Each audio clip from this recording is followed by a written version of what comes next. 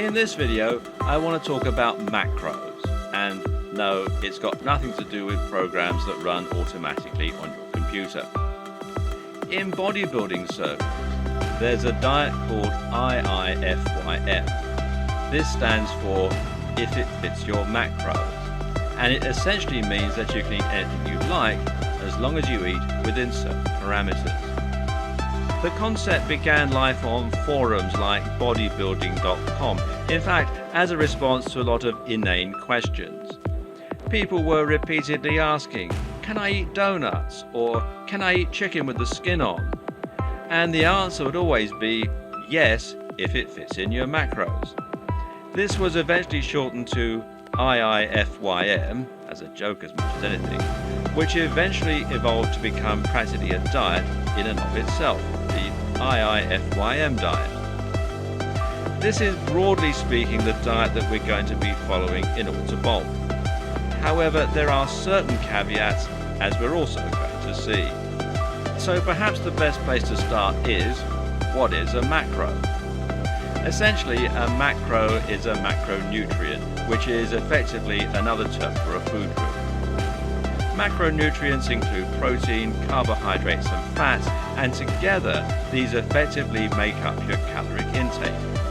We don't count fiber because fiber doesn't contain any calories, it just passes straight through. Protein and carbs both count for 4 calories per gram, so if you eat 10 grams of protein, that is 40 calories. Fat, meanwhile, contains 9 calories per gram. Seeing as you know that you can eat, let's say, 2,700 calories, then this means you'll want to work backwards in order to decide how much of that is going to consist of protein, carbs and fats, respectively. And the answer to this is going to depend once again on various aspects regarding your biology. Let's take a look. Now, when it comes to building muscle, the most important thing is that you're eating a lot of protein. Protein is basically meat and plant matter, carbon, and this is broken down to create amino acids. You may have heard that we are carbon-based life forms, which basically tells you that humans are made from carbon. So when you consume protein, you're eating literally the building blocks that compose your body. This means protein can help you to repair cuts and bruises, to rejuvenate skin cells, to grow and, crucially, to grow muscle. Thus begins the cycle of muscle building. You work out to break down your muscle fiber, and then you provide your body with rest and with protein, which allows it to restore it again and build it back up.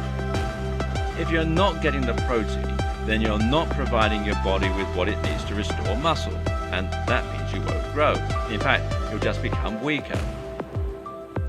So now the question becomes, how much protein do you need? And fortunately, you have a very easy and simple answer for that question. 1 gram of protein for every pound of body weight. So if you weigh 170 pounds, you need to eat 170 grams of protein. This will net you 680 calories, which means you now have 2,020 calories left to divide between fats and carbohydrates. Why 1 gram for each pound? Well, that's simply what has been shown to be optimal in studies. Countless studies have looked at this question, and all of them have found that this amount leads to the optimal amount of muscle growth. And you can, of course, go above this number, heading closer to 1.2 or 1.3 grams, which is around 884 calories. But this will start to reach the point of diminishing returns. So now the question is where you'll get your energy from. And the answer is that it again partly depends on you and your aims. Of course, the objective is always going to be minimizing fat gain while maximizing muscle gain. And in that regard, there are 2 schools of thought. One is that you should eat more carbs and less saturated fat. The other is that you should eat more saturated fat and fewer carbs. Tricky. So perhaps it's best if we assess each stance. Those who favour saturated fat do so because they believe it will minimize weight gain. It can do this because saturated fat is a slow-release form of energy. That is to say, it takes a long time for the body to break it down and use it as energy. This means it will slowly release energy into your bloodstream, thereby enabling you to go for longer without snacking and prevent you from getting a sudden sugar spike. The concern with carbs is that they quickly release their energy into the body, causing a sudden spike in blood sugar, which is in turn immediately followed by a spike in insulin. That insulin causes the body to use up all of the available glucose in the blood, thereby leaving you feeling exhausted and drained. This is one reason that we often feel sleepy after we've eaten. Saturated fat also has a lot of health benefits, the good kind, because it aids with nutrient absorption, helping you get the goodness from your foods, and it encourages the production of testosterone, because testosterone is made from cholesterol. It's good for the brain, and in general, it's a mistake to leave it out of the diet. Carbs, on the other hand, and specifically simple white carbs, tend to be processed, man-made food with lots of sugar. These are empty calories that don't provide any nutritional value, and thus they aren't terribly good for the body. But on the other hand, a lot of bodybuilders prefer to choose carbs as the dominant macro in their diet. This is because carbs are the body's preferred energy source. That means if you eat a lot of carbs, they're more likely to be used for energy during workouts and movements, rather than being stored as fat. They also contain fewer calories in total, meaning you can eat more of them without gaining lots of weight. Some people go as far as to believe that they can effectively eat large amounts of carbs without really gaining too much excess body fat, and see Vitruvian Physique's YouTube video on the subject.